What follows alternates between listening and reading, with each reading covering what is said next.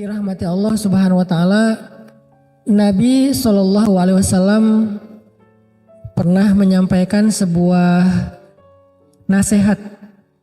Jadi nasihat ini nasihat yang sangat penting buat kita, terutama buat anak-anak muda yang kadang merasa galau. Karena itu kan masalah commonnya anak muda ya. Karena saya juga pernah muda, nggak tahu masih muda apa enggak. Dan sama masalah umumnya kita tuh anak muda itu ya galau tentang masa depan, galau tentang memilih jurusan, memilih fakultas, galau tentang masalah pertemanan, circle, galau tentang jodoh pastinya, itu yang paling sering. Nah ini ada nasihat dari Nabi supaya kita bisa mengobati galau, mengobati gelisah, mengobati khawatir. Khawatir itu jadi bahasa Indonesia khawatir. Apa sebetulnya obat dari galau, khawatir, gelisah, takut, bahkan luka masa lalu? Karena luka mental, luka hati itu ada obatnya. Sehingga kita nggak menjadi orang yang patah larut dalam luka. Nggak jadi orang yang terpuruk gara-gara luka karena masa lalu. Ada obatnya. Termasuk mungkin sekarang lagi banyak juga yang galau tentang fitrah. Kayak ada yang kenapa ya saya diciptakan sebagai perempuan padahal saya pengen jadi laki-laki misalnya. Kenapa ya saya diciptakan jadi laki-laki padahal saya pengen jadi perempuan. Kayaknya lebih asik deh jadi perempuan. Saya pernah nanganin ya, lebih tepatnya istri saya ya, pernah nanganin pasien mental kita yang dia itu udah sekitar 3 tahun jadi perempuan. Padahal dia laki-laki banget.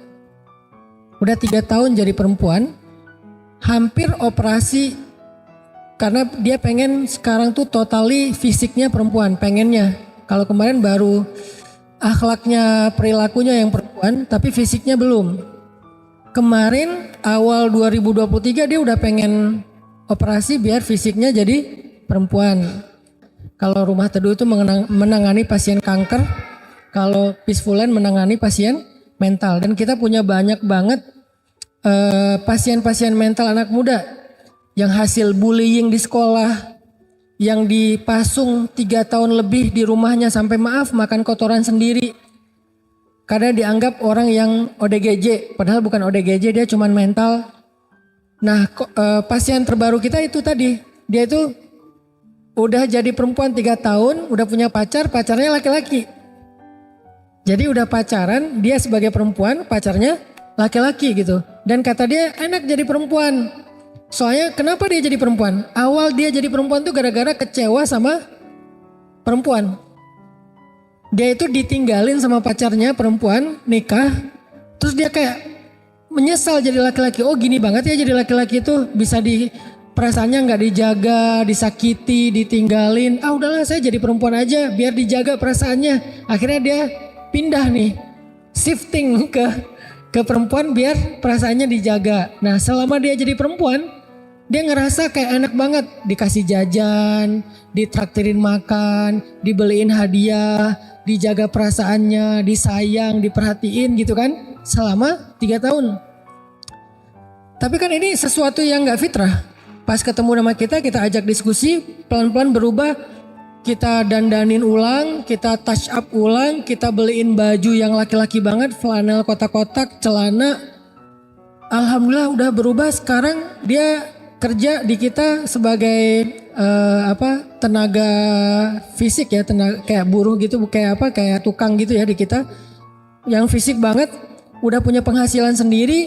Terakhir kemarin mau nikah sama pasien mental kita yang ada di tempat kita, tapi pasien juga yang udah survive, perempuan. Jadi dia mau nikah sama perempuan, sekarang udah tunangan. Kenapa muncul kegalauan kayak gini? Nah ini kita pengen bahas nih hari ini. Kenapa ada yang galau masalah fitrahnya? Kok saya perempuan? Kok saya laki-laki? Kok saya nggak jelas mau jadi perempuan apa laki-laki? Kok saya lebih cenderung kepada sesama jenis dan seterusnya? Kenapa saya kok masih jomblo?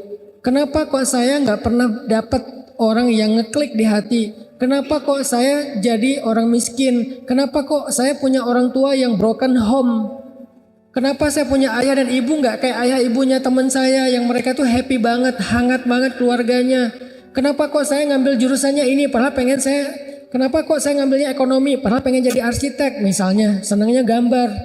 Kenapa saya kok disuruh jagain adik padahal saya pengen ada me time. Kita sering mempertanyakan hidup kita sehingga bikin kita tuh kayak protes, galau, gak puas, beban. Dan itu ternyata ada nasihatnya dari Nabi Shallallahu Alaihi Wasallam. Apa nasihat Nabi dalam hadis riwayat Al-Baihaqi dengan derajat sahih? Kata Nabi, al-iman bil qadari wal qada yuzilul hamma wal hazan. Ternyata kata Nabi, beriman kepada qada dan qadar atau takdir kalau bahasa kita akan menghilangkan alham dan hazan.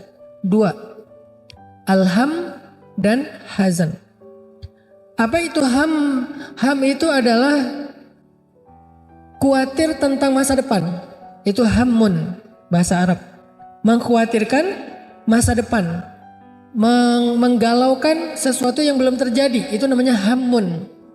Sedangkan hazan itu menyedihkan atau marah, terluka, nggak nerima, protes, sedih tentang masa lalu.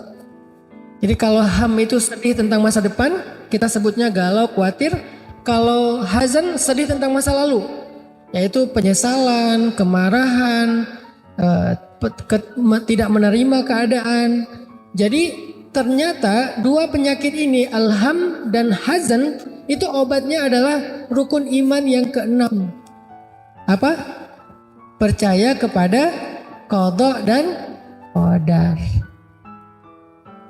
Jadi percaya kepada takdir adalah obat dari hammun dan hazanun. Nah, inilah yang kita hari ini akan belajar. Gimana cara kita mengimani takdir? Terus apa hasil konkretnya dalam kehidupan kita? Lagi-lagi dakwah saya sejak 2014 itu bukan narasi. Kalau saya menyampaikan literasi Islam, apakah itu tentang fikih, tentang akidah, kayak sekarang nih akidah karena bab takdir, atau tentang ma'rifatullah, saya selalu mencoba untuk menerjemahkan Islam dalam aplikasi kehidupan sehari-hari. Kita nyebutnya dengan istilah life hacks. Jadi bukan sekedar lifestyle lagi, malah lebih konkret lagi, yaitu life hacks, cara hidup, bukan sekedar gaya hidup, cara hidup. Jadi kayak life hacks tentang di rumah misalnya, life hacksnya apa? Kalau yang diajarin di luar itu kan kayak cara kita rapiin kamar, life hacks kita ada namanya table manner. Table manner itu cara kita megang garpu, megang sendok, naruh piring, naruh gelas, cara minum, itu kan table manner kan? Itu tuh sebetulnya udah diajarin sama Nabi, namanya adab makan dan minum. Cuman bahasanya nggak ada yang nerjemahin ke bahasa anak muda. Diterjemahkannya ke bahasa pesantren, adab makan dan adab minum. Padahal bahasa anak mudanya table manner. Bahasa lainnya life hacks. Gimana cara makan yang manner banget? Karena manners before knowledge kan, adab sebelum ilmu kalau bahasa pesantren ya, kalau bahasa umumnya manners before knowledge. Nah, ketika kita membahas takdir pun, saya pengen bawa pembahasan takdir itu jangan jadi teori aja, jangan jadi pembahasan wawasan, jangan jadi ilmu syariat, tapi harus jadi life hacks-nya anak muda. Arti life hacks itu bisa diaplikasikan dalam daily life-nya. Benar-benar konkret gitu. Itulah yang akan kita bahas hari ini. Dan itulah yang menjadi spesifikasi dari dakwahnya Hanan Attaqi. Dakwahnya Hanan Attaqi itu bukan dakwah narasi, bukan orasi, karena saya bukan orator, tapi dakwah membangun awareness tentang Islam yang sangat aplikatif atau life hacks, lifestyle, daily life. Itu banget dakwah kita. Jadi kalau saya bahas tentang akidah ma'rifatullah, libatin Allah, bahas tentang syariat, pacarannya nanti aja setelah nikah, pacaran halal tetap asik kok. Nah hari ini ketika kita mau ngebahas tentang takdir, saya pasti akan bawa takdir itu insya Allah ke daily life-nya kalian. Bagaimana cara kita mengimani takdir yang aplikatif dalam kehidupan sehari-hari? Bagaimana cara kita melihat takdir yang bisa up to date dan relate dengan kebutuhan kita hari ini? Itulah pembahasan tentang masalah takdir dengan tema apa kita temanya Kak Buni? Oh, rahasia mengubah takdir. Oke. Poinnya 3 aja, pembahasan kita ada 3 hal. Poin yang pertama adalah apa sih pentingnya membahas takdir ini? Tadi sebagian udah saya sebutin, saya spill di awal. Ternyata mengimani takdir itu penting sekali. Kalau nggak penting nggak masuk dalam rukun iman. Kan dulu Nabi itu pernah didatangi malaikat Jibril ya ceritanya ya. Jadi malaikat Jibril menjelma jadi seorang cowok keren. Kalau dalam bahasa Al-Quran itu basyaron sawiya. Laki-laki yang sempurna. Kalau terjemahan anak muda cowok keren. Jadi ideal banget cowoknya, lebih daripada Jungkook lah. Kan ini standar cowok keren ya. Ini lebih daripada Jungkook, walaupun Jungkook keren sih. Ini lebih dari itu gitu. Jadi ada cowok keren datang kepada Nabi. Kenapa saya bilang cowok keren? Itu bukan kata saya, kata Umar. Karena Umar awalnya nggak tahu kalau itu Jibril. Dia taunya itu laki-laki yang sempurna. Datang kepada Nabi, masuk ke masjid, duduk bertaut lututnya dengan lutut Nabi. Terus dia tiba-tiba nanya, sebutkan Islam, sebutkan iman, sebutkan ihsan, singkatnya kayak gitu. Akhirnya Nabi menyebut rukun Islam, menyebut rukun iman, kemudian menyebut tentang tasawuf atau ihsan kalau bahasa hadisnya. Salah satu di antara rukun iman yang disebutkan sama Nabi itu, kan ini jadi hadis usuluddin. Apa dasarnya agama itu hadis ini, sehingga hadis ini dikenal dengan istilah ummul hadis. Jadi kalau Quran itu ada namanya ummul Quran, apa ummul Quran? Al-Fatihah. Kalau hadis juga ada ibunya hadis, yaitu ummul hadis. Ummul hadis itu hadis Jibril yang tadi tentang Islam, tentang iman, tentang ihsan. Berarti 3 hal yang dibahas. 1 masalah syariat. Yang kedua masalah akidah, yang ketiga masalah tasawuf. Jadi Islam itu terbagi kepada 3 hal pokok. Akidah, fikih, tasawuf.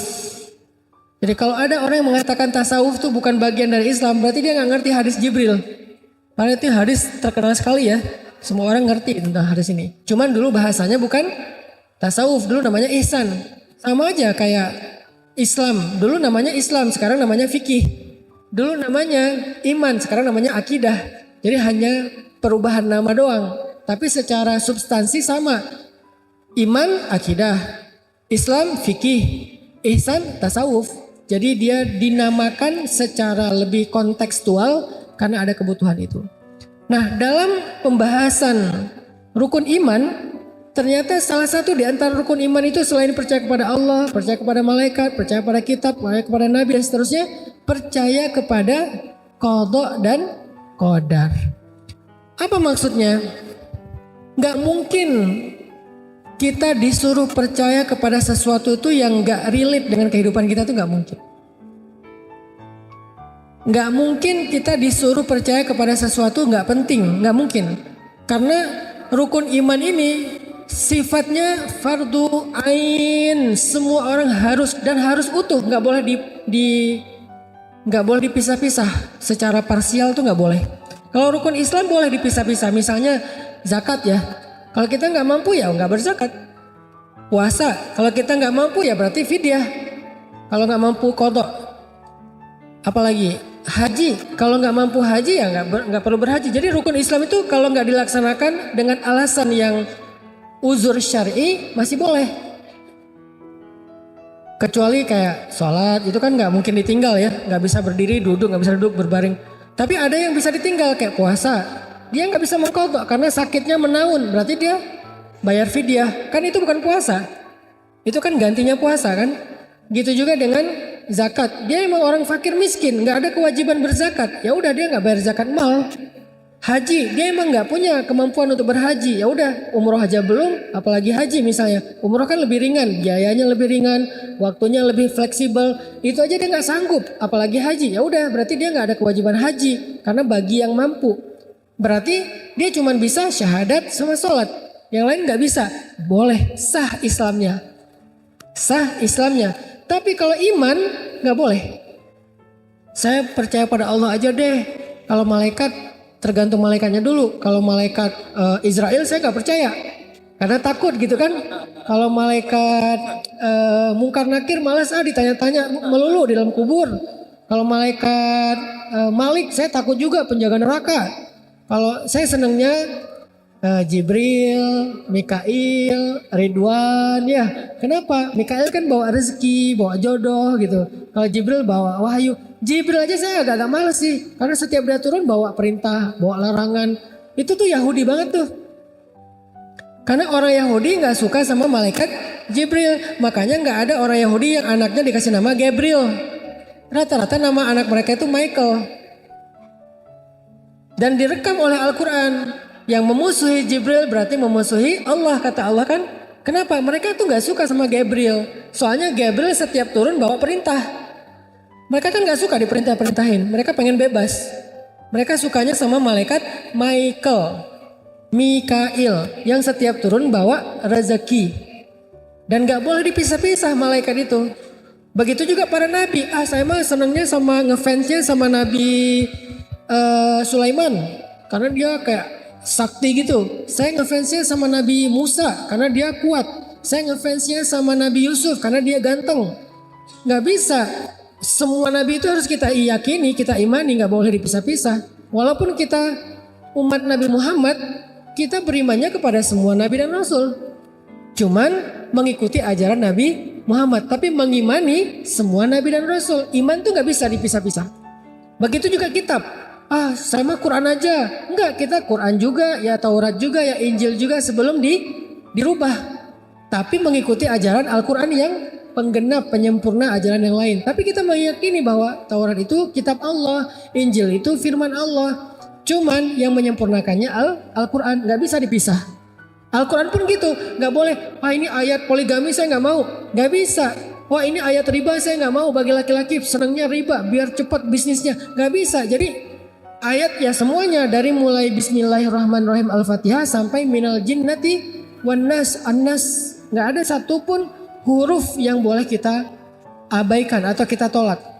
Kayaknya saya lam mim aja deh, alifnya enggak. Jadi pas baca Al-Baqarah lam mim, loh kok lam mim? Soalnya aku malas dengan alif. Kenapa kok malas dengan alif? Mantan aku namanya Alif misalnya ya. Nggak bisa, semua huruf sama, diyakini semuanya. Jadi satu huruf aja kita tolak dalam keyakinan, berarti kita ditolak imannya. Iman tuh kayak gitu teman-teman. Makanya, tapi Ustadz boleh nggak kita misalnya belum mampu mengamalkan, itu masuknya ke Islam bukan iman. Misalnya nih, bab riba. Kita harus ada keyakinan bahwa ya riba itu emang nggak boleh, harus yakin itu. Tapi kalau belum mampu berarti imannya benar, Islamnya belum sempurna gitu aja. Belum mampu mengamalkan. Belum mampu mengamalkan. Kita harus yakin yang namanya hijab menutup aurat itu wajib. Yakin. Tapi kalau auratnya belum sempurna ditutup, ya itu berarti babnya bab Islam bukan bab iman. Imannya udah utuh. Hanya Islamnya lagi bertahap, berproses. Jadi dalam bab iman kita gak boleh satu pun dikurangin, gak boleh. Termasuk masalah takdir. Jadi di antara rukun iman ada takdir yang disebut dengan qadha dan qadar. Gak boleh dipisah. Saya percaya takdir yang baik-baik aja deh. Yang buruk-buruk saya kayak gimana ya? Masa sih harus kayak gitu? Nah, nggak bisa. Kita yakini semuanya. Kenapa yakini semuanya? Berarti pasti ada kebaikan di dalamnya. Nggak mungkin Allah menyuruh kita meyakini sesuatu yang nggak ada kebaikan di dalamnya, itu nggak mungkin. Maka itulah pentingnya belajar takdir. Belajar takdir sebetulnya bukan belajar doktrin, bukan. Kesannya kayak kita dipaksa, bukan. Belajar takdir itu adalah belajar untuk healing. Karena kata Nabi tadi apa? Beriman kepada qada dan qadar bisa menghilangkan dua penyakit hati, al-hammu wal hazan. Dan itu adalah healing, self healing buat kita. Bisa mengobati diri kita. Terhadap apa? Terhadap dua penyakit. Penyakit khawatir tentang masa depan, apapun namanya, bisa galau, bisa khawatir, bisa gelisah, dan seterusnya. Dan penyakit sedih tentang masa lalu, yang dikenal dengan istilah hazan. Bisa sakit hati, bisa luka tentang masa lalu, bisa dendam, bisa marah, bisa trauma, apalagi macam-macam variannya. Dua penyakit ini bisa sembuh kalau kita benar-benar tahu bagaimana beriman kepada takdir. Jadi belajar takdir itu bukan belajar doktrin. Saya paling nggak suka Islam itu disampaikan secara doktrin ya. Saya nggak suka. Kenapa? Nggak fair. Sehingga kita nggak siap dengan serangan orang-orang liberal. Kalau kita belajar Islam secara doktrin, kita nggak akan siap dengan logika-logika orang liberal. Berarti kita nggak punya pertahanan. Begitu datang logika orang liberal, kita langsung, oh kayaknya ini yang benar nih. Lebih logis soalnya. Saya selama ini belajar Islam nggak pernah logis. Dipaksa aja sama orang tua saya, ya udah saya nurut. Tapi sekarang saya kan udah dewasa, saya bisa berpikir sendiri. Yang dijajalin adalah pemikiran liberalisme, sekularisasi. Akhirnya kita ya terpengaruh. Makanya dalam pandangan saya nggak bisa kita ngajarin Islam itu secara doktrin. Islam itu emang harus logis, dan Islam itu emang logis kok, nggak usah dipaksain. Logis. Siapa bilang udah terima aja, nggak usah banyak tanya. Nggak gitu cara belajar Islam. Untuk anak kecil ya, kan ini udah remaja, harus belajar secara lebih logis. Apa kebutuhan kita kepada materi Islam? Kenapa kita belajar takdir? Udah terima aja takdir, emang kayak gitu dari sononya. Ayatnya jelas, qala Allah wa qala Rasul. Nggak bisa. Kenapa? Kalaupun kita ambil, kita nggak kuat. Begitu datang badai logika liberalisasi, langsung roboh itu karena kita nggak punya pertahanan, nggak punya reason, nggak punya jawaban, nggak punya alasan, nggak punya sebuah awareness, kesadaran. Kenapa kita begini?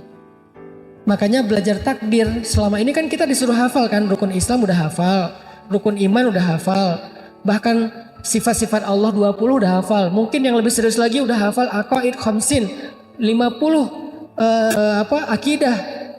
Sifat Allah yang wajib, sifat Allah yang mustahil, sifat Allah yang jaiz, sifat Nabi yang wajib, sifat Nabi yang mustahil, sifat Nabi yang jaiz. Kita udah hafal aqaid 50. Tapi tahu nggak apa maksudnya? Terus ngerti nggak aplikasinya dalam kehidupan kita apa? Kalau cuma hafalan itu bukan pertahanan. Itu adalah sebuah bahan. Kalau kita nggak tahu cara ngeraciknya, bahan itu tetap mentah. Makanya hari ini kita akan bahas dari sekian banyak materi Islam, satu aja, yaitu tentang beriman kepada takdir. Apa relevansinya dalam kehidupan kita? Ternyata beriman kepada takdir itu obat hati. Ternyata beriman kepada takdir itu adalah self healing. Ternyata beriman kepada takdir itu adalah awareness yang paling tinggi. Kalau kita nggak belajar takdir, kita nggak punya awareness tentang diri kita. Tentang self awareness tuh nggak muncul. Kita nggak, apa saya tuh apa ya? Kenapa ya? Hidup saya ini apa ya? Kenapa ya? Nggak tahu. Sehingga nggak punya self awareness. Kalau nggak punya self awareness, kita tuh mudah dipengaruhi. Jadi belajar takdir itu yang Allah udah terapkan udah Allah rumuskan dalam rukun iman, emang penting sekali. Jadi belajar rukun iman itu yang penting, selain percaya kepada Allah dan seterusnya, itu semuanya penting. Salah satunya ya tadi kebutuhan anak muda adalah self healing, self awareness, self improvement, supaya akhirnya kita bisa tumbuh dengan pertumbuhan yang baik sebagaimana Sayyidah Maryam. Sayyidah Maryam itu salah satu contoh takdir loh. Kan ayah ibunya berharap punya anak laki-laki kan. Terus tiba-tiba pas lahir, karena dulu nggak bisa di USG ya, pas lahir perempuan. Aku melahirkan anak perempuan dan tidaklah sama laki-laki dengan perempuan, kan gitu ayatnya. Terus Maryam gimana tumbuhnya? Jadi anak laki-laki? Enggak, dia tumbuh sebagai perempuan. Fa'ambataha nabatan hasan, dan dia tumbuh dengan pertumbuhan yang sangat baik sebagai perempuan. Dan dia eksis sebagai perempuan. Yang tadinya diharapkan laki-laki yang kayak gitu, ternyata perempuan juga bisa. Tapi enggak merubah takdirnya sebagai perempuan. Nah itu namanya self awareness, self improvement. Ketika dia bisa ngerti yang namanya takdir, fitrah. Kemudian bagaimana cara Sayyidah Maryam menerima takdir tiba-tiba hamil tapi nggak punya suami? Ini lebih berat loh. Kalau kita mungkin cuman belum ketemu suami ya. Kalau Maryam nggak punya suami tapi hamil. Bukan hamil di luar nikah, bukan. Hamil nggak punya suami itu beda ya. Kalau hamil di luar nikah ada laki-lakinya, cuman belum nikah. Kalau ini hamil nggak punya suami, nggak punya laki-laki, tiba-tiba hamil aja gitu. Dan hidup di tengah masyarakat yang sangat toksik. Toksik banget tuh masyarakatnya. Masyarakat apa? Bani Israel. Kita mungkin toksiknya cuman segeng lah. Toksiknya mungkin cuman segrup WA. Toksiknya cuman di kantor. Ini toksiknya satu kota toksik. Coba bayangin. Semuanya senang ngebully. Bani Israel itu senang ngebully banget. Jangankan Sayyidah Maryam, para nabi aja dibully. Para nabi dibunuh, para nabi dimusuhi, para nabi disiksa. Sayyidina Yahya, Sayyidina Zakaria kan dibunuh. Berarti kan ini masyarakat benar-benar toksik banget nih. Energi negatifnya tuh udah total gitu. Bayangin Sayyidah Maryam ditakdirkan punya anak, nggak punya suami, hidup di tengah masyarakat toksik.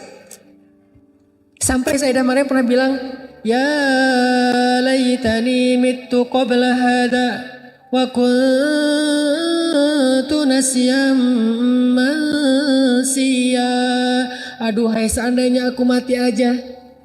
Sampai ngomong gitu coba. Seandainya aku mati aja dan aku tidak pernah dikenal oleh siapapun dan aku dilupakan.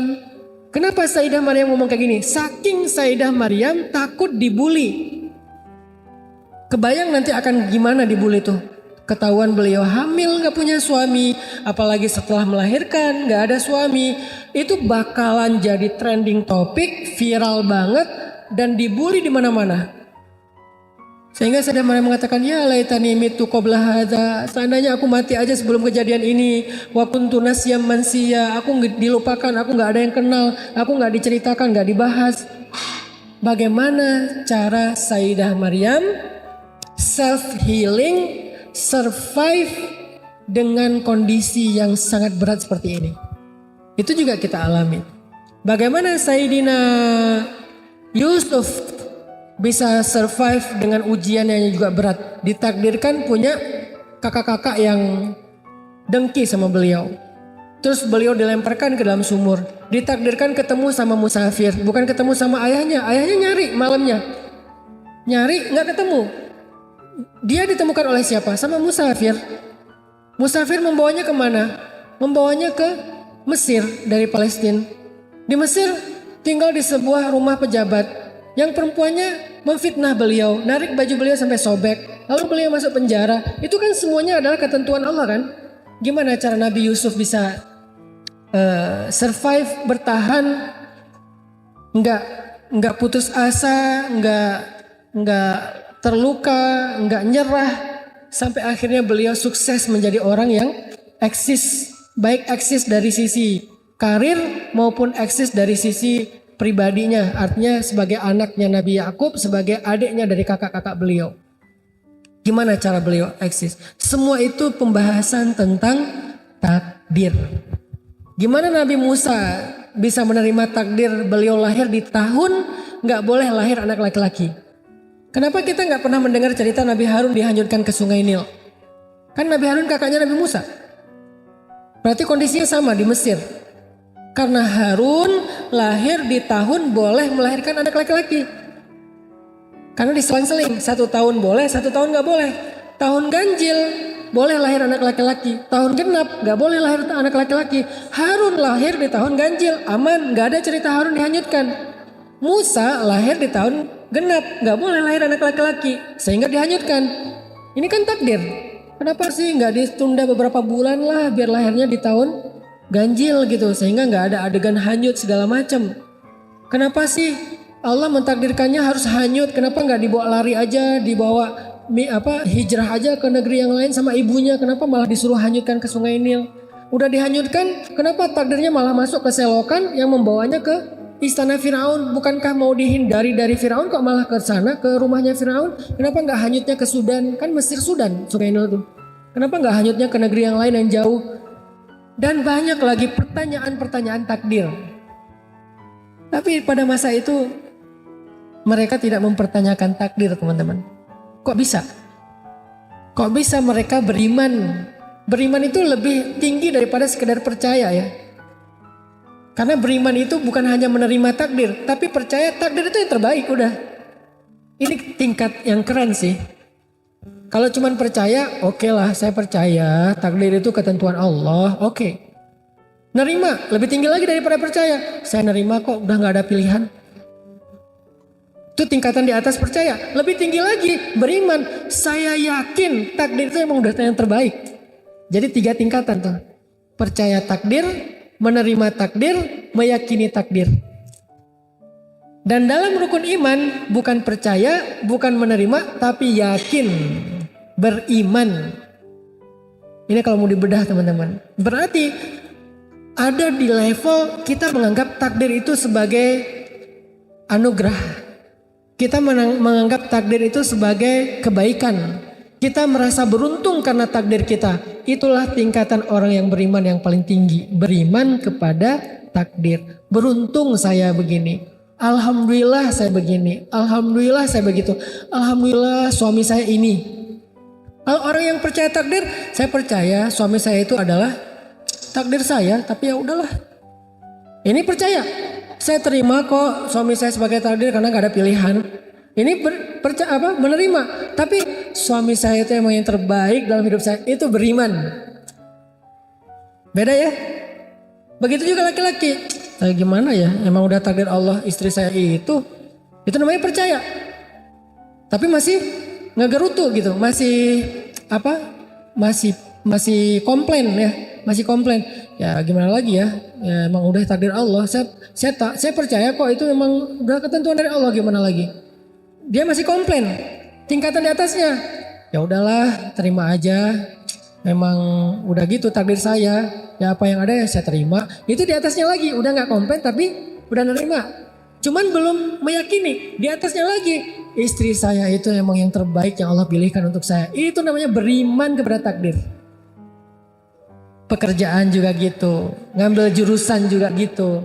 Fitrah kita sebagai laki-laki atau perempuan juga gitu. Tinggi dan rendah juga kayak gitu. Hitam dan putih juga kayak gitu. Mancung dan pesek juga kayak gitu. Semuanya ada tingkatan percaya, ada tingkatan menerima, ada tingkatan beriman. Orang yang percaya, saya percaya kok kalau hidung saya tuh emang Allah yang cipta, emang kayak gini hasilnya. Saya percaya ini ciptaan Allah. Bukan hasil ibu saya ini salah makan apa, bukan. Emang ciptaan Allah, hidung saya kayak gini misalnya. Tinggi saya sekian. Warna kulit saya kayak gini. Ya udah saya percaya. Tapi bisa nggak ya dirubah? Orang yang percaya masih bisa menolak, masih bisa pengen merubah fitrah. Bisa nggak dirubah?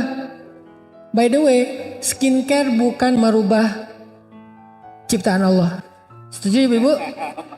Skincare adalah merawat ciptaan Allah, bukan merubah. Yang merubah ciptaan Allah itu adalah bukan filter. Yang merubah ciptaan Allah filter. Lebih parahnya lagi, avatar. Udah pakai filter gak puas, diganti jangan avatar, jadinya anime. Apalagi yang merubah ciptaan Allah, alis dikeruk, Yang tadinya horizontal bagus tiba-tiba jadi setengah vertikal diagonal gitu. Kayak Dragon Ball ya. Jadi maksudnya orang yang percaya belum tentu nerima. Bisa jadi dia percaya ini takdir Allah tapi dia protes. Kenapa ya Allah? Kok warna saya kayak gini? Saya pengen kayak bule-bule tuh. Bule-bule pengen kayak kita kan aneh ya. Kenapa bule-bule pada berjemur? Biar hitam. Kenapa kita pakai sunblock tebal-tebal? Kalau ada 100 SPF kita pakai 100 SPF. Kenapa? Biar nggak hitam ya. Itulah manusia. Dia percaya itu ciptaan Tuhan, cuman dia nggak nerima. Ada yang udah tingkatannya ya udahlah, hidung saya memang udah kayak gini, kulit saya memang udah kayak gini, saya terima lah gitu ya. Tapi nggak meyakini itu yang terbaik. Itu namanya nerima. Kalau beriman, alhamdulillah ya Allah saya hitam. Dan hitam itu manis, nggak ada putih manis kan? Hitam manis ya. Saya suka lagu-lagu timur sih. Hitam-hitam manis banyak ya lagu-lagu timur yang kita suka dengar gitu di mobil. Itu kan hitam manis kan? Hitam manis itu, hitam itu campurnya manis. Putih.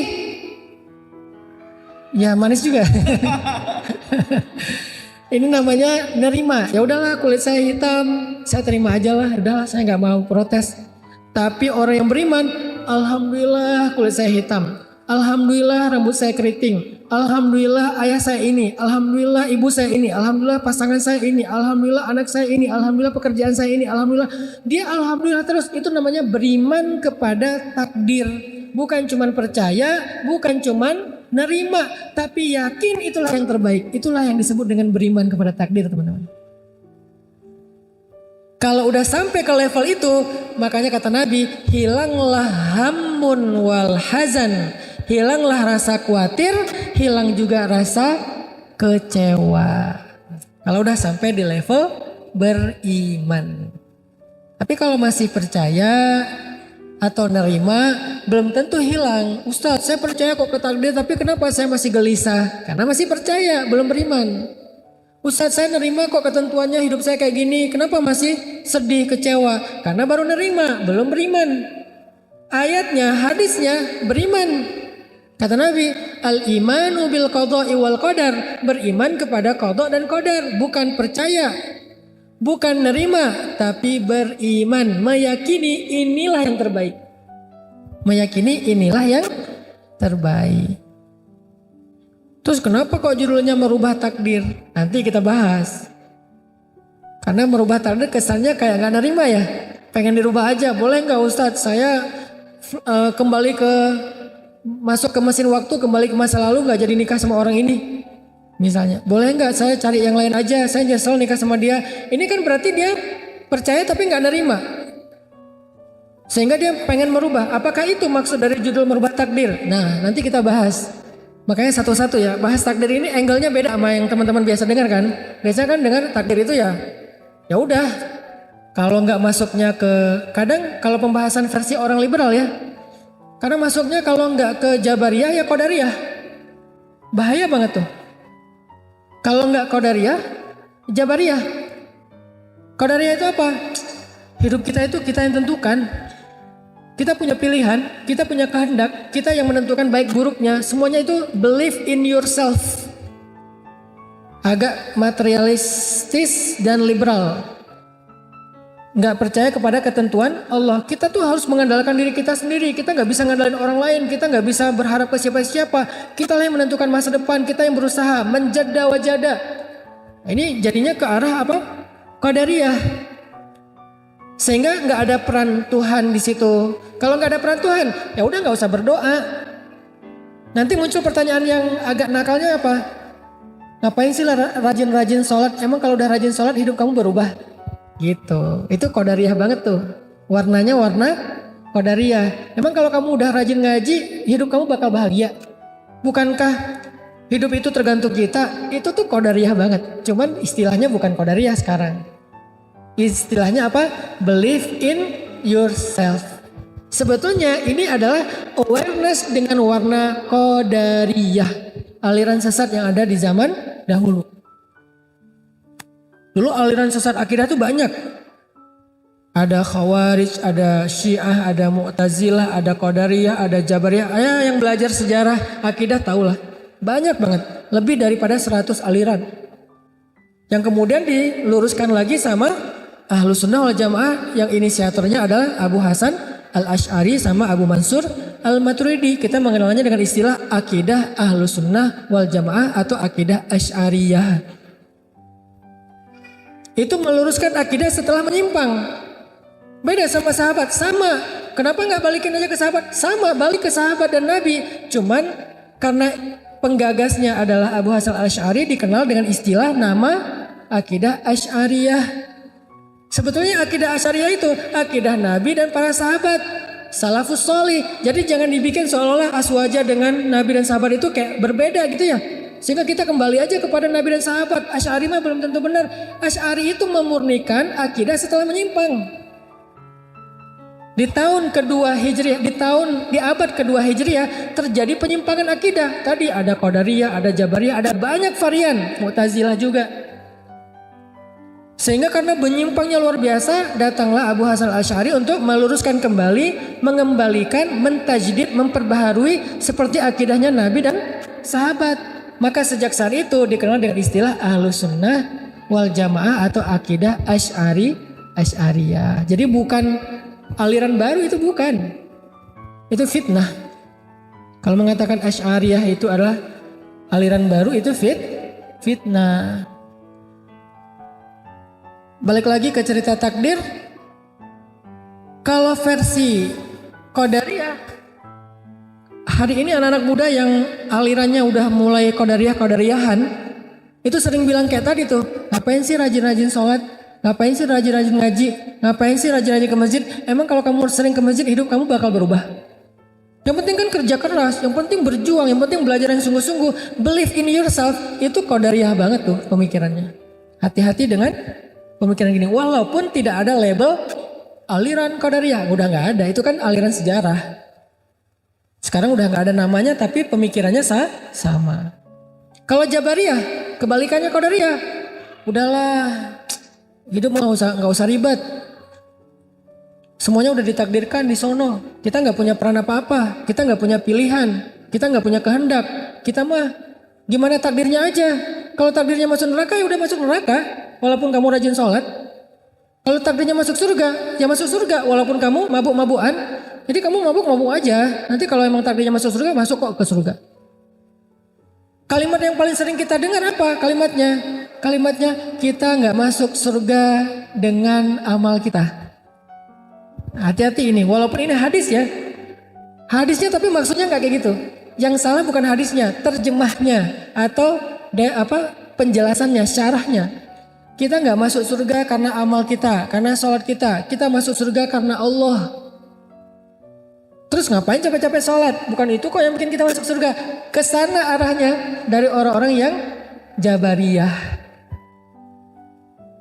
Arahnya orang Jabariyah itu adalah jangan sholat. Kenapa?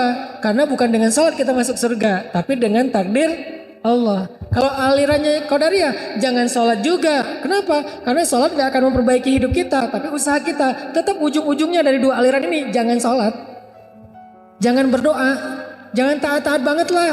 Yang satu, kenapa gak taat? Karena itu gak akan ngerubah hidup lo. Yang kedua, karena semuanya udah ditentukan, ngapain capek-capek. Bukan itu yang buat kita akan masuk surga. Sama, ini ekstrim kanan, ekstrim kiri nih. Yang satu kesannya kayak percaya banget sama takdir. Yang satu lagi menentang banget takdir. Tapi ekstrim kanan, ekstrim kiri. Muncullah Ahlus Sunnah wal Jamaah yang wasatiyah, pertengahan. Apa pertengahannya? Ini kata-kata yang tepat tentang Ahlus Sunnah wal Jamaah dalam bab takdir. Kita merencanakan, Allah yang menentukan. Kita merencanakan, Allah yang menentukan. Artinya kita punya peran dalam merencanakan, baik rencana bumi maupun rencana langit, baik ikhtiar bumi maupun ikhtiar langit. Itu peran kita. Ikhtiar bumi apa? Kalau dalam karir bekerja sungguh-sungguh. Ikhtiar langitnya berdoa yang sungguh. Berdoa yang sungguh, beribadah yang sungguh, bersedekah yang sungguh. Itu ikhtiar langit. Ikhtiar buminya bekerja yang sungguh, berusaha yang sungguh, itu ikhtiar bumi. Kita yang mengikhtiarkan, Allah yang menentukan hasilnya. Itulah versi Ahlus Sunnah wal Jamaah. Jadi nggak murni mengandalkan ikhtiar kita, nggak murni juga kayak berlepas tangan kepada takdir. Dia di tengah. Yang menentukan semuanya Allah, bukan kita. Tapi tugas kita ya ikhtiar. Dan Allah tidak akan menyia-nyiakan ikhtiar kita. Kenapa? Allah Maha Adil. Allah Maha Syakur. Arti syakur, menghargai. Maha loh, maha banget. Maha banget lagi. Apa arti maha? Ya banget. Jadi kalau Maha Syakur berarti menghargai banget. Ada nggak orang yang menghargai banget? Gimana kalau dia menghargai banget? Satu kebaikan kita disebut-sebut terus. Makasih ya, kemarin udah nolongin saya, ngasih saya uang parkir 2.000. Saya waktu ke minimarket nggak ada uang parkir, kamu bantuin, akhirnya saya bisa pulang. 2.000 diingat. Minggu depan, makasih ya, minggu lalu kamu udah bantu saya, kasih saya uang parkir 2.000, ditraktirin. Bulan depan, makasih ya, kamu udah bantuin saya, 2.000 ditraktirin. Tahun depan, makasih ya, dulu kamu udah pernah berbuat baik sama saya, bantuin saya di parkiran. 5 tahun lagi masih disebut, 10 tahun lagi masih disebut. Itu orang berarti sangat bisa menghargai kebaikan orang lain. Dan orang Jepang tuh kayak gitu loh. Yang saya kenal ya, karena saya beberapa kali ke sana dan punya teman juga di sana, baik muslim maupun non muslim. Saya punya teman di Jepang yang non muslim. Saya punya teman di Korea opah-opah yang non muslim, dan dia adalah pemain sinetron The Sassy Girl. Jadi gini-gini saya punya teman artis di Korea. Teman ya, bukan follower atau bukan following. Emang teman. Dekat, namanya Opa Chan. Dia non muslim, tapi alhamdulillah. Jadi teman saya yang Opa Korea itu, yang kemarin saya pas ke sana, dia baru pertama dia tahu Islam tuh pas ketemu. Karena sebelumnya dia kayak nggak respect gitu sama Islam. Soalnya dia dianggap tuh kayak kaku atau apa. Pas ketemu saya karena dianggap kayak, nih Islam kok main ya, kok entertain, jadi akrab. Nah maksudnya mereka tuh orang yang sangat menghargai kebaikan orang lain. Udah 5 tahun masih diingat. Saya pernah kemarin pas lagi main snowboard ya di Jepang ya, ngisi taklim di salju kan. Terus ada salah satu orang Jepang asli dengerin taklim saya, habis kita main snowboard dia denger taklim. Qadarullah, alhamdulillah, setelah itu dia tertarik sama Islam, belajar masuk Islam. Dia converting to Islam.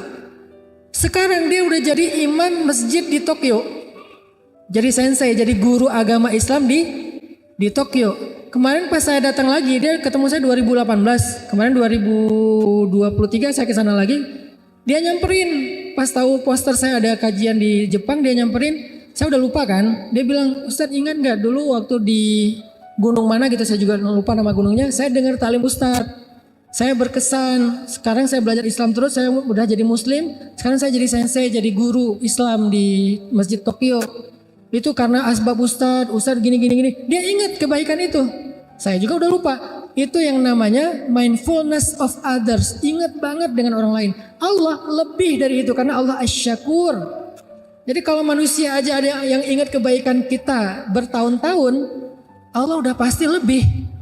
Sehingga gak mungkin takdir Allah itu dalam rangka menzolimi kita. Takdir Allah dalam rangka menyia-nyiakan amal kita. Anni la udhi'u amala amilin minkum min dzakarin wa unsa. Aku tuh gak pernah nyia-nyiain amal kalian, baik laki-laki maupun perempuan, kata Allah. Semuanya ada balasannya. Walaupun mithqala dzarrah, walaupun sekecil butiran padi, Allah menghargai itu.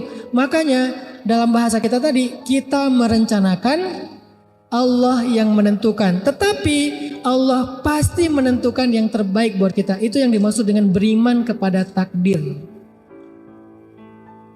Jadi beda sekali antara percaya takdir dengan beriman takdir. Apa bedanya?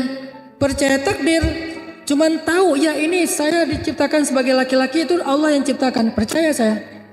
Tapi belum tentu menerima. Tapi kenapa ya kok laki-laki, kan saya pengen jadi perempuan. Kalau mau kayak gitu, saya tuh lebih bisa mempertanyakan, suara saya ini udah cocok nih. Saya paling sebel kalau nelpon operator tuh. Halo, ada yang bisa dibantu bu? Bu, saya berewokan, saya bilang. Kalau mau mempertanyakan, artinya percaya takdir itu cuman percaya bahwa itu adalah ketentuan Allah, tapi belum tentu nerima. Di atas percaya, nerima, ya udah deh saya terima aja, suami saya kayak gitu, emang udah takdir dari Allah. Istri saya kayak gitu, emang takdir dari Allah. Saya jomblo, emang takdir dari Allah. Saya masuk fakultas ini salah jurusan, emang takdir dari Allah. Saya terima aja lah, udah saya jalanin aja. Itu baru nerima. Tingkatan di atas percaya. Yang paling keren itu beriman. Inilah yang terbaik. Kita percaya, yakin bahwa inilah yang terbaik. Oh suami ini, inilah yang terbaik untuk saya. Istri yang ini, inilah yang terbaik untuk saya. Harta segini, inilah yang terbaik untuk saya. Karirnya begini, inilah yang terbaik. Itu baru disebut dengan beriman kepada takdir. Lebih tinggi dari percaya, lebih tinggi dari nerima. Meyakini itu yang terbaik. Baru muncul hadis al-imanu bil qada' wal qadar yuzilul hamma wal hazan. Beriman, meyakini takdir itu yang terbaik akan menghilangkan rasa khawatir tentang masa depan dan juga rasa menyesal atau sedih tentang masa lalu. Itu healing buat anak muda. Itu self healing. Itu self awareness. Barulah dengan itu kalian bisa self improvement, mengembangkan diri kalian. Gak bisa kalian self improvement dengan memprotes takdir. Gak bisa kalian self improvement masih dengan mempertanyakan kenapa harus begini. Gak bisa. Saya pulang dari Mesir. Beres kuliah di Mesir, saya pulang ke rumah ke kampung istri saya di Jawa Timur. Di Jawa Timur 6 bulan baru istri saya diundang untuk ngajar bahasa Arab di Bandung karena istri saya juga di Mesir. Dia ngajar di Bandung. Pas saya sampai di Bandung awal-awal, kita tinggal tuh di rumah tempat pembuangan sampah. Karena kita nggak sanggup ngontrak rumah ya, jadi kita tinggal di sebelah pembuangan sampah. Kak Buni tahu banget lokasinya, itu masih kumuh sampai sekarang. Kalau saya mempertanyakan takdir, saya waktu itu mungkin akan bertanya kenapa kayak gini. Kenapa saya saking miskinnya pernah makan sampah loh. Nasi yang dibuang orang, karena saya lapar banget 3 hari nggak makan, saya cari nasi bekas buangan orang yang masih layak dimakan, saya makan. Kenapa harus kayak gitu? Kalau mau mempertanyakan takdir, nggak nerima. Walaupun saya percaya itu dari Allah, tapi pertanyaannya kenapa? Kan itu berarti belum nerima ya, baru percaya ya. Tapi karena saya beriman, nggak mungkin sia-sia, nggak mungkin ini buruk. Pasti ada kebaikan di dalamnya. La'allahu khair. Bahasa kita, semoga ada hikmahnya kan gitu ya. Saya percaya banget itu. Wa sa'an takrahu syai'an wa huwa khairul lakum. وعسى أن تحبوا شيئا وهو شر لكم والله يعلم وأنتم لا تعلمون. Bisa jadi kalian benci sesuatu padahal itu baik untuk kalian. Bisa jadi kalian menyukai sesuatu padahal itu buruk untuk kalian. Kok bisa gitu? Karena Allah lebih tahu sedangkan kalian enggak tahu. Jadi jangan sok tahu. Kalimat terakhir bukan ayat ya. Itu tafsir. Jangan dibilang mana ayatnya jangan sok tahu. Gak ada ayatnya. Kalimat terakhirnya cuma sampai Allah lebih tahu sedangkan kalian tidak tahu. Kesimpulannya jangan sok tahu. Udah ikut aja. Tapi ikhtiar. Jangan qadariyah yang mengandalkan ikhtiar tapi nggak percaya Allah. Jangan jabariyah yang pasrah-pasrah aja nggak mau ikhtiar. Jadilah ahlus sunnah wal jamaah di tengah-tengah. Kita ikhtiar, Allah yang menentukan. Kita percaya ketentuan Allah itu yang terbaik dan Allah menghargai ikhtiar kita. Jadi teman-teman, pas waktu itu saya percaya ini pasti ada kebaikan di dalamnya. Apa kebaikannya? Hari ini saya ngerti. Kalau saya waktu itu punya kerjaan ngajar di kampus atau ngajar di madrasah seperti istri saya, mungkin saya nggak akan pernah bikin dakwah tren anak muda, yaitu tren hijrah, nggak akan pernah. Karena saya udah fokus aja ngajar di akademis, dunia akademis, jadi nggak masuk ke dunia out of the boxnya anak muda gitu. Karena saya nggak ngajar di kampus, nggak di dunia akademik, saya harus muter otak nih, bikin apa nih? Saya mencoba untuk nerjemahin buku, ternyata nggak ada yang mau nyetak. Saya nulis buku, nggak ada yang mau nerbitin. Akhirnya karena nggak ada yang mau nerbitin buku saya terbitin sendiri. Jadilah saya pengusaha penerbitan dan percetakan. Udah alhamdulillah stabil, settle dengan usaha percetakan. Naik lagi saya bikin usaha jual beli pulsa. Waktu itu belum kayak sekarang ya, ada di mana-mana, dulu masih susah. Saya punya 60 cabang jual beli pulsa di Bandung dalam hitungan bulan. Dari situ naik lagi jual beli mobil second karena saya hobi mobil, beli jual jual. Udah gitu naik lagi ke properti, main di properti. Dari mana? Dari awalnya karena nggak keterima ngajar di kampus, nggak keterima ngajar di madrasah. Soalnya pemikirannya agak beda orang ini satu. Jadi nggak kayak apa ya, nggak bisa, mungkin nggak bisa ikut yang mainstream, senangnya yang anti mainstream dan out of the box. Akhirnya karena alhamdulillah saya jadi programmer dakwah, nggak jadi ngajar aja, saya banyak bikin program. Saya bikin sekolah di Tuban, Jawa Timur. Sekarang jadi sekolah terbesar di Tuban, milik Bupati Tuban. Dulu belum jadi bupati, namanya Bina Anak Soleh. 6 bulan saya di sana, saya bikin sekolah. Sampai jadi wakil kepala sekolah, saya hijrah ke Bandung, bikin lagi program di Salman ITB, namanya Rumah Quran. Jadi program Rumah Quran. Sekarang saya bikin dakwah tren. Jadi bukan bikin pesantren, tapi menyebarkan pesan lewat tren. Makanya pelesetannya pesan _ tren. Pesannya apa? Hijrah. Tapi hijrah ini jangan jadi ceramah, harus jadi tren lifestyle-nya anak muda. Bikinlah tren hijrah 2015. Sampai sekarang masif tren hijrah di seluruh Indonesia. Dan gak boleh kita bikin cabang. Jadi pemuda hijrah gak ada cabang, cuman ada satu di Bandung. Kenapa? Karena yang besar itu gagasan, bukan yayasan. Yayasannya kecil, dia sebagai vehicle, sebagai operator, tapi gagasannya yang dibesarkan. Milik semuanya, masing-masing punya nama sendiri-sendiri. Muncullah Hijrah Fest, muncullah komunitas hijrah di seluruh Indonesia, dan dia berkembang improvement sendiri-sendiri. Tren hijrah itu namanya dakwah tren. Setelah dakwah tren 8 tahun, sekarang kita bikin pesan _ tren, kawasan anak muda. Yang pertama ada di situ apa? Sekolah Rimba Indonesia, SD gratis. Kenapa Ustaz bikin SD gratis? Karena anak saya masuk SD. Kok bikin sekolah sendiri Ustaz? Soalnya di sekolah yang lain anak saya disuruh potong rambut. Saya pengen anak saya gondrong. Soalnya kalau gondrong itu keren. Dan Nabi juga kan rambutnya sepundak dan nggak jorok, nggak keurus, tetap rapi, tetap berminyak, tetap indah, tetap good looking ya. Makanya saya pengen Yahya itu rambutnya gondrong, agak ikal, ala-ala pantai banget lah. Pas masuk ke TK sama gurunya disuruh potong rambut. Saya bilang ya udah bikin sekolah. Bikinlah sekolah Rimba Indonesia. Tagline-nya di sini boleh panjang rambut. Emang kalau orang yang gondrong tuh gak rapi? Ya tergantung dia ngerawat rambut ya. Ada yang pendek tapi gak bersih misalnya. Tapi yang panjang bersih bisa aja. Akhirnya bikin sekolah Rimba. Tahun ini karena anak saya ada yang masuk SMA, bikin lagi sekolah SMA gratis namanya 20 Mind Sociopreneur School. Kurikulumnya dari mana? Kita kombinasi. Satu dari PBB, SDGs. Jadi Sustainability Development Goals. Jadi ada kayak goals tentang masalah sustainability lifestyle, kita masukin dalam kurikulum. Terus ada Global Change Maker.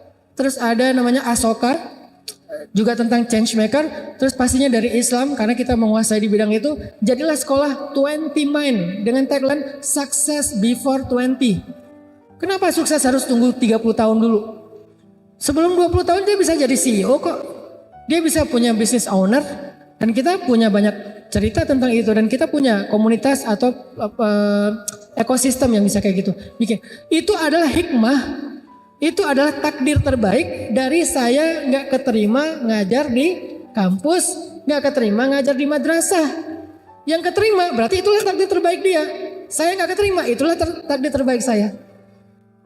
Begitu orang yang beriman kepada takdir, bukan cuman percaya, bukan cuman nerima, tapi beriman, meyakini takdir itulah yang terbaik untuk dia. Bisa jadi karena kita dikasih ujian di dalam rumah. Saya punya teman ya, dia diuji dengan anak yang istimewa. Gimana istimewanya? Autis. Karena anaknya ini istimewa, bapaknya juga diberikan rezeki yang istimewa. Ada keluarga yang anaknya harus cuci darah, bapaknya rezekinya lancar banget. Tapi ketika anaknya udah wafat, rezekinya seret. Jadi kesulitan biasanya datang membawa kemudahan. Makanya kalau ngelihat takdir sulit, jangan yang dilihat angle-nya sulit doang. Coba di switch, lihat angle yang lain. Apa kemudahan yang dia bawa? Pasti ada, nggak mungkin nggak ada. Kalau nggak ada berarti ayatnya salah dan nggak mungkin ayatnya salah. Bersama kesulitan ada kemudahan, bersama kesulitan ada kemudahan. Satu paket. Jadi kalau kita diuji dengan suami, mungkin kita diberkahi dengan anak. Diuji dengan anak, diberkahi dengan keluarga. Atau diuji dengan keluarga, diberkahi dengan teman. Diuji dengan teman, diberkahi dengan sahabat yang lain. Dan seterusnya. Gak pernah sendiri, pasti berdua dengan kemudahan. Itu satu paket. Makanya beriman kepada qadha dan qadar, syarrihi wa khairihi. Yang buruk menurut kita ataupun yang baik. Karena dua-duanya, kalau yang baik ya berarti baik. Kalau yang buruk minimal membawa kebaikan. Makanya saya sering bilang quote-nya gini. Kalau pasangan kita bukanlah kebaikan dalam hidup kita, menurut kita gak ada kebaikannya, maka sesungguhnya kebaikan hidup kita datang lewat dia.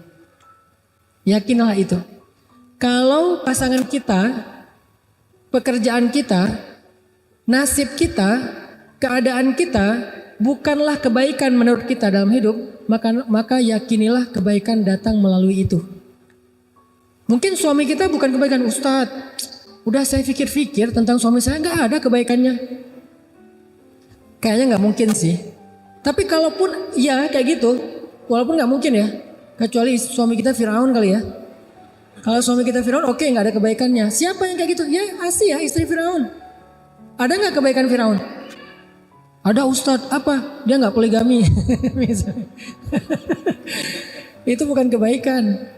Misalnya Firaun, sebutlah Firaun sebagai ujian bagi Asia. Kan gak ada kebaikan Firaun kan? Gak mungkin ada orang bilang, menurut saya Firaun itu baik juga sih. Sebetulnya Firaun itu kasihan ya. Ada yang kasihan sama Firaun? Ada yang ngefans sama Firaun?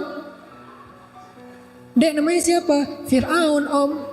Loh, kok namanya Firaun? Soalnya ayah aku ngefans banget sama Firaun. Gak ada ya? Mau orang Islam, mau orang Nasrani, mau orang Yahudi, gak ada yang ngefans sama yang namanya Firaun. Lintas agama loh, itu musuh bersama itu. Saking gak ada kebaikannya Firaun. Kalau ada satu saja kebaikan Firaun, Allah udah kasih dia hidayah. Karena Allah gak akan menyanyiakannya ya. Karena gak ada sama sekali kebaikan Firaun, makanya gak dikasih hidayah. Makanya dia dibinasakan. Nah, kok Asia dikasih suami yang gak ada kebaikan sedikit pun? Kalau Asia boleh bilang memang gak ada kebaikan pada suami saya. Kalau kita gak bisa sih. Memang suami kita Firaun. Suami saya, emang suami ibu siapa? Ustadz. Firaun bukan Firman. Ya tetap ada kebaikan. Kalaupun menurut kita gak ada kebaikan kayak Firaun misalnya, maka sesungguhnya kebaikan datang melalui Firaun. Apa kebaikannya Asia melalui Firaun? Dengan ujian Firaun, Asia bersabar, maka Allah berikan kebaikan yang sangat besar kepada Asia. Apa? Satu, Allah jadikan Asia itu satu dari 4 perempuan sempurna di muka bumi. Cuma ada 4. Asia, Sayyidah Maryam, Sayyidah Khadijah, Sayyidah Fatimah. Kok gak ada Aisyah? Aisyah itu perempuan istimewa. Beda kategori. Kalau yang ini istimewa, yang ini sempurna. Beda-beda. Semuanya juga baik, semuanya juga keren. Cuman beda istilah. Khadijah, Fatimah, Maryam, dan Asia perempuan sempurna. Allah sempurnakan dia justru karena kekurangan lewat suaminya. Satu. Kedua, apalagi kebaikan Asia yang sangat besar justru datang bersama kesulitan Firaun. Allah jaminkan Asia masuk surga, bahkan Asia sudah bisa melihat surganya dibuka hijab ketika Asia masih di bumi. Masih di bumi bisa ngelihat surga, sehingga wafatnya walaupun tersiksa dalam keadaan tersenyum. Kenapa kok malah tersiksa tapi tersenyum? Karena melihat surganya, mencium aroma surga, merasakan indahnya angin surga, melihat pemandangan surga yang akan ditempati, sehingga rasa siksaannya Asia itu gak kerasa, ketutup sama indahnya nikmatnya surga. Itu namanya fa inna ma'al usri yusra, inna ma'al usri yusra. Itu poin kedua tentang takdir. Poin pertama, pentingnya belajar takdir ternyata untuk healing. Poin kedua, gimana cara kita ngelihat takdir? Lihatlah takdir dengan iman, dengan husnuzzon billah, berbaik sangka kepada Allah. Nggak boleh kita ngelihat takdir seperti kacamata qadariyah bahwa semuanya kita yang tentukan, atau kacamata jabariyah bahwa semuanya udah diatur, kita mah nggak ada peran apa-apa, jadi nggak usah ngapa-ngapain. Tapi kita melihat takdir dengan iman dan husnuzon, yakin bahwa ini yang terbaik. Mau yang kita anggap buruk, apalagi yang kita anggap baik, itulah yang terbaik. Kalau yang kita anggap baik, ini udah paling terbaik, nggak ada yang lebih baik lagi dari ini untuk kita. Kalau yang kita anggap buruk, bersama dia ada kebaikan, atau di dalamnya ada kebaikan, kita aja yang menganggapnya buruk. Pakai surat Al-Baqarah, wa asa an takrahu syai'an huwa khairul lakum. Pakai surat An-Nisa, wa asa an takrahu syai'an wa yaj'allahu fihi khairan katsira. Pakai surat Al-Insyirah, fa inna ma'al usri yusra, inna ma'al usri yusra. Ini poin kedua cara kita memandang takdir. Baru poin yang ketiga, apakah takdir bisa berubah? Coba teman-teman sekalian buka firman Allah di dalam surat Ar-Ra'd ayat 39. Ada berita gembira buat kita di dalam ayat ini.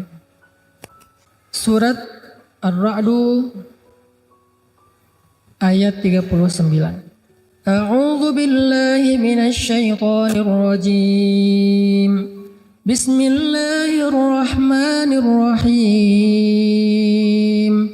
Yamhullahu ma yasha'u wa yuthbit. Yamhullahu ma yasha'u wa yuthbit wa 'indahu ummul kitab. Apa artinya? Allah menghapus apa yang Dia kehendaki dan menetapkan, dan di sisinya lah ada ummul kitab. Pertanyaannya, apa maksud dari ayat ini menghapus dan menetapkan?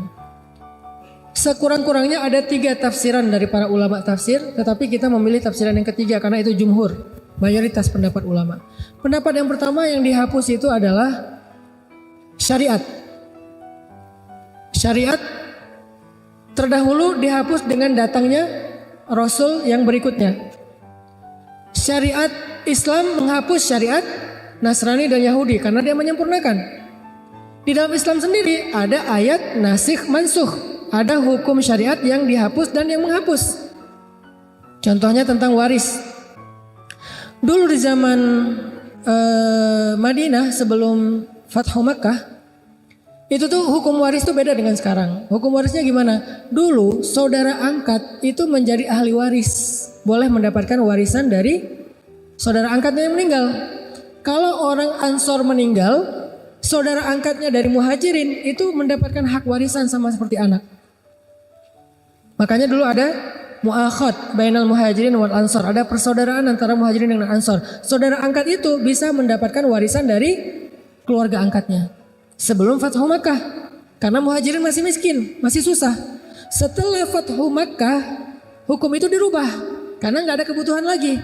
Maka setelah Fathu Makkah, saudara angkat tidak lagi boleh menerima warisan dari keluarga saudara angkatnya.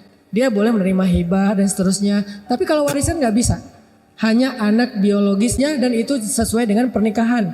Kalau biologis tapi tidak pernikahan juga nggak dapat. Nah, ini artinya menghapus. Ini tafsiran pertama ya. Banyak contoh-contoh yang lain. Yang kedua, yang menghapus di sini apa? Dosa. Dengan taubat Allah menghapus dosa.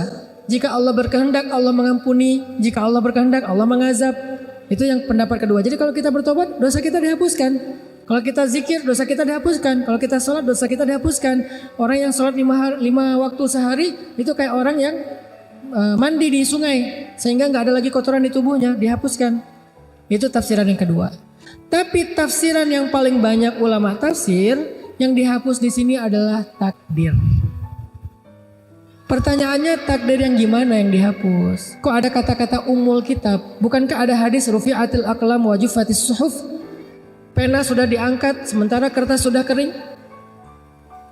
Terus juga ada hadis Nabi Bukhari Muslim bahwa manusia dalam kandungan ibunya setelah 40 hari dibentuk jadi segumpal darah, kemudian segumpal daging, kemudian dibentuk rupa, lalu ditiupkan ruh, lalu datanglah malaikat untuk mencatat ajalnya, rezekinya, bahagianya, sengsaranya, kan udah dicatat semua.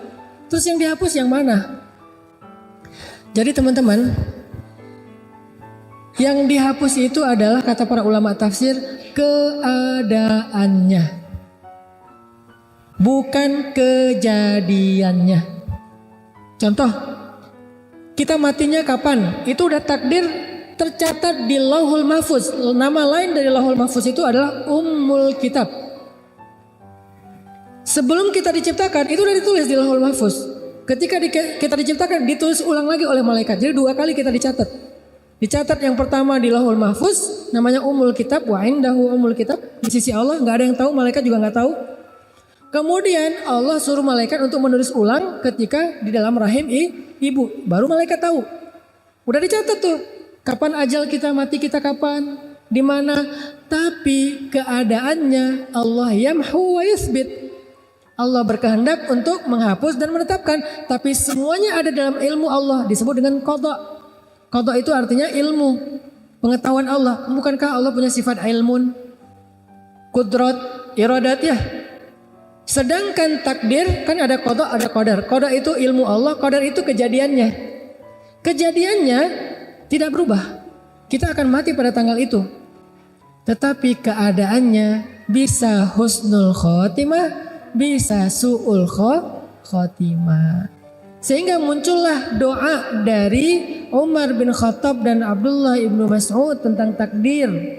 Dan kedua sahabat ini ulamanya sahabat, bukan sahabat biasa, ulamanya sahabat. Jadi sahabat itu ada 7 ulama mereka, kibarus sahabah atau kibarul ulama indas sahabah, 7 ulama besarnya sahabat. 2 di antara 7 itu Umar dan Abdullah ibnu Mas'ud. Kedua orang ulamanya sahabat ini pernah berdoa gini, Allahumma in kunta katabtani min ahlil syaqiyah famhini waktubni min ahlis sa'adah fa innaka tamhu ma tasha wa tuthbit wa indaka ummul kitab. Ya Allah, seandainya engkau mencatat aku termasuk orang yang sengsara, yang celaka, yang gak bahagia, hapuslah catatanku dan gantilah aku menjadi orang yang bahagia.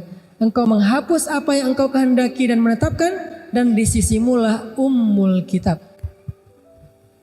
Umar bin Khattab pernah melakukan perjalanan dari Madinah ke satu negeri. Di tengah jalan tiba-tiba dapat berita bahwa negeri itu sedang diserang wabah yang menular. Kalau di kita tuh kayak pandemi yang kemarin ya. Nah, pas Umar tahu di sana itu lagi ada wabah dan menular, Umar balik arah pulang, gak jadi lanjut. Terus orang-orang nanya kepada Umar, afirarun min qadarillah ya Amirul Mukminin? Apakah kita lagi lari nih dari takdir Allah wahai Amirul Mukminin? Apa jawaban Umar? Naam, firarun min qadarillah ila qadarillah. Ya, kita lagi lari dari satu takdir Allah ke takdir yang lain. Apa maksudnya? Kita lari berharap mendapatkan takdir yang baik, menghindar takdir yang buruk. Takdir yang maksud di sini apa? Keadaannya. Dan semua itu ada di dalam ilmu Allah. Semua itu tercatat di Lauhul Mahfuz. Makanya tugas kita berikhtiar, merencanakan, berharap, meminta kepada Allah. Allah yang mengubahnya. Iyasya yamhu wa iyasya yuthbit.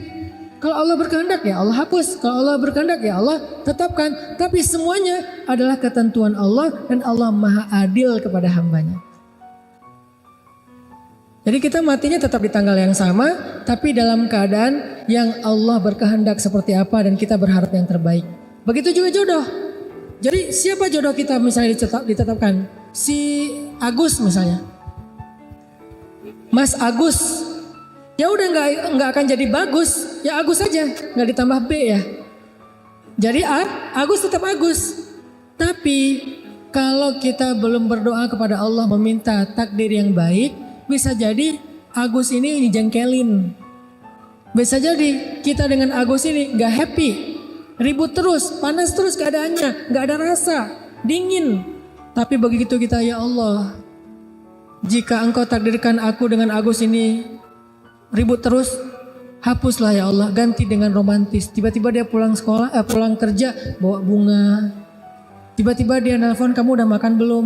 Loh kan hari ini puasa. Oh ya maaf.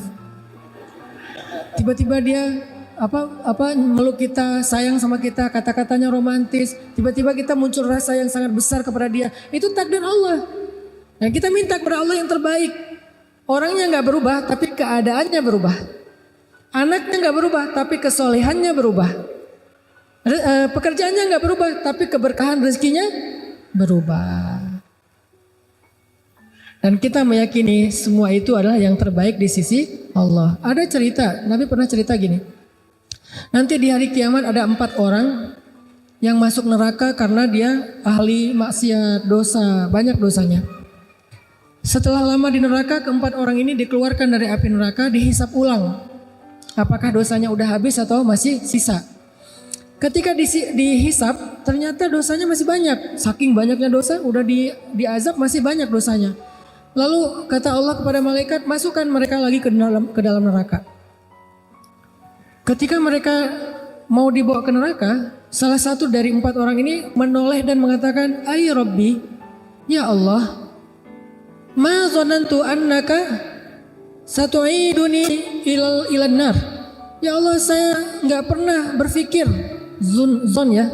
Saya nggak pernah berpikir engkau akan memasukkan saya lagi ke api neraka. Justru saya berpikir engkau akan memasukkan saya ke surga ya Allah. Saya pikir engkau sudah mengampuni dosa saya ya Allah. Saya nggak pernah berpikir engkau akan memasukkan saya lagi ke dalam neraka. Dia husnuzon kepada Allah. Dia husnuzon kepada Allah. Kemudian Allah berfirman kepada para malaikat, wahai malaikat, benarlah hambaku dengan prasangkanya, maka dengan rahmatku masukkanlah dia beserta 3 temannya ke dalam surga. Bayangin, orang yang takdirnya masuk neraka, Allah rubah jadi masuk surga hanya dengan berbaik sangka kepada Allah. Itu dahsyatnya berbaik sangka kepada Allah. Sehingga seneraka apa sih hidup kita? Coba, seneraka apa hidup kita? Sama gak dengan neraka? Ya enggak, jauh. Jadi kalau neraka aja bisa berubah menjadi surga, apalagi hidup kita yang gak neraka-neraka banget sih. Walaupun kita bilang hidup saya neraka banget Ustaz, enggak, jauh dari neraka. Kita aja gak tahu gimana azab api neraka ya. Hidup kita tuh gak neraka sama sekali, walaupun gak surga-surga banget juga sih. Hidup kita tuh gak neraka-neraka banget. Jadi ngapain kita berputus asa seolah-olah gak bisa bahagia. Orang yang dari neraka aja Allah takdirkan masuk surga dengan berbaik sangka kepada Allah. Sama kayak cerita Nabi tentang umat Nabi Musa. Nabi Musa pernah nanya ke Allah, kan Nabi Musa itu kalim ya, bisa bicara dengan Allah. Rabbi, kata Nabi Musa, siapa umatku yang paling rendah derajatnya, yang paling telat masuk surganya? Kata Allah, umatmu yang paling rendah derajatnya itu tuh laki-laki buta yang paling telat masuk ke tempat ibadah. Dicari sama Nabi Musa, oh ini nih orang tua buta, kalau ibadah pasti masbuk. Istiqomah banget masbuknya, bertahun-tahun masbuk aja. Ke ma'bad, ke tempat ibadahnya Nabi Musa, dia pasti telat. Ini nih orang yang paling rendah nih. Suatu saat dia wafat. Ketika dia wafat, Nabi Musa nanya kepada Allah, ya Rabbi, di neraka mana dia sekarang setelah dia wafat? Kata Allah, Musa, dia di dalam taman-taman surga. Kuburnya seperti taman surga. Nabi Musa heran, ya Rabbi, bukankah dia itu orang yang paling rendah, yang paling terakhir dapat nikmat surga? Kenapa kuburnya bukan jadi lubang neraka, apa malah jadi taman surga? Apa kebaikan dia ya Rabbi? Padahal dia orang yang paling rendah, harusnya kami duluan yang masuk surga. Kenapa dia duluan? Maksudnya surga kubur ya. Lalu Allah menjawab Musa, suatu hari dia diajak jalan sama teman-temannya di apa istilahnya tuh? Dituntun. Dia diajak jalan sama temannya, dituntun sampai ke sebuah taman yang sangat luas, indah, nikmat. Terus temannya bilang, taman ini luas banget ya, kata temannya. Terus dia bilang gini, enggak, sesungguhnya rahmat Allah lebih luas. Dia cuma ngomong gitu, berbaik sangka kepada Allah. Enggak, sesungguhnya rahmat Allah itulah yang paling luas. Wahai Musa, benarlah hambaku, rahmatku luas, maka dengan rahmatku aku rubah takdirnya menjadi ahli surga. Sama kayak nenek di zaman Nabi Musa juga. Nabi Musa itu ceritanya banyak banget, baik dalam Al-Quran maupun di hadis. Kan di Al-Quran itu cerita yang paling panjang selain cerita Nabi Muhammad, Nabi Musa ya. Ada di banyak surat kan. Di dalam hadis juga Nabi pernah bercerita tentang nenek-nenek yang minta anak. Ya Nabi Allah, berdoalah kepada Allah supaya saya punya anak. Nabi Musa, ya Allah ini ada nenek-nenek yang minta anak. Kata Allah, Musa takdirnya dia gak akan punya anak. Nek maaf ya, Allah udah mentakdirkan nenek gak punya anak. Oh iya, pulang. Besok balik lagi, ya Nabi Allah, doakan kepada Allah saya punya anak. Kan udah kemarin, siapa tahu hari ini berubah. Ya Allah, nenek yang kemarin minta anak. Musa, takdirnya gak akan punya anak. Nek, kata saya juga, sabar ya gak akan punya anak. Walaupun dialognya gak gitu-gitu banget sih. Ini storytelling. Oh iya, pulang lagi. Lusa datang lagi. Nabi Musa doain saya punya anak. Kan udah kemarin. Siapa tahu hari ini berubah. Ya Allah, nenek yang kemarin takdirnya gak akan punya anak. Nek, sabar aja. Takdir nenek emang gak akan punya anak. Ya udahlah. Ya pulang. Gak balik-balik lama. Setelah sekian lama datang-datang bawa bayi. Nabi Musa. Tangannya gak gini sih. Nabi Musa.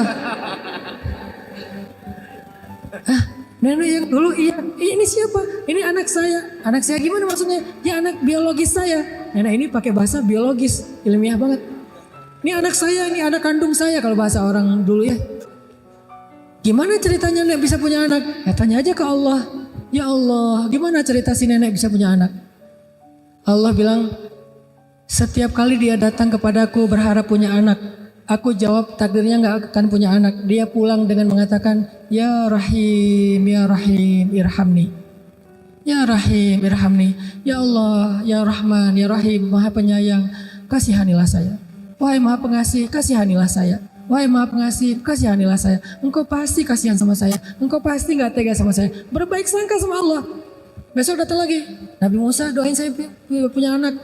Saya bilang dia gak akan punya anak. Ya Rahim, kasihanilah saya. Engkau pengasih kan? Pasti kasihan kan sama saya. Datang lagi. Bolak-balik.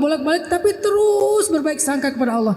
Ini namanya ilhah. Bahasa Arabnya ilhah. Ilhah itu artinya merengek.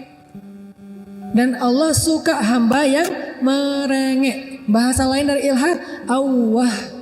Dan Nabi yang paling awwah itu Ibrahim. Karena Ibrahim itu awwahun.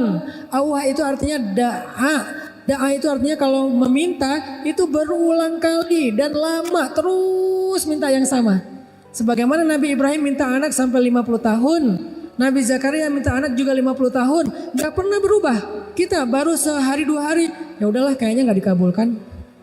Mana ilhahnya?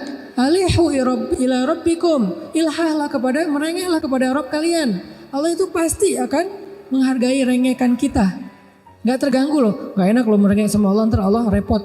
Siapa bilang Allah repot? Allah sibuk tapi gak repot.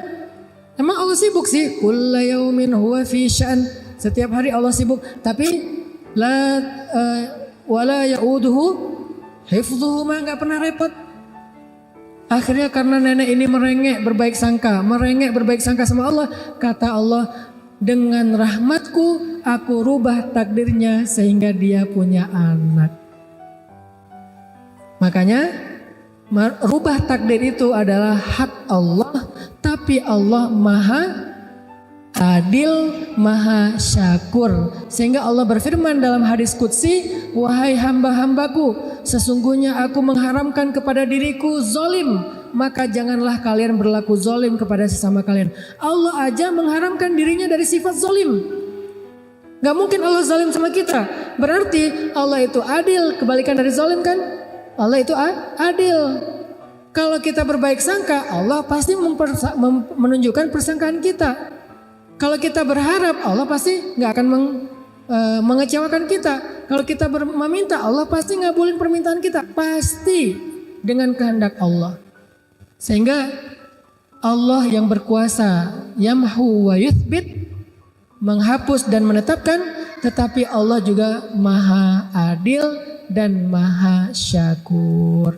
Semoga 3 poin ini bisa menjelaskan maksud dari beriman kepada takdir dalam konteks kehidupan kita. Sekarang apapun masalah kita, coba lihat itu dari angle iman kepada takdir. Bukan cuma percaya, bukan cuma nerima, tapi meyakini itu yang terbaik. Tapi kata kuncinya kita mengusahakan, kita merencanakan, kita mengikhtiarkan, Allah yang menentukan, dan Allah pasti menentukan yang terbaik untuk kita. Kalau kita anggap itu buruk, maka bisa jadi di dalamnya ada kebaikan atau keburukan itu membawa kebaikan. Barakallahu fikum.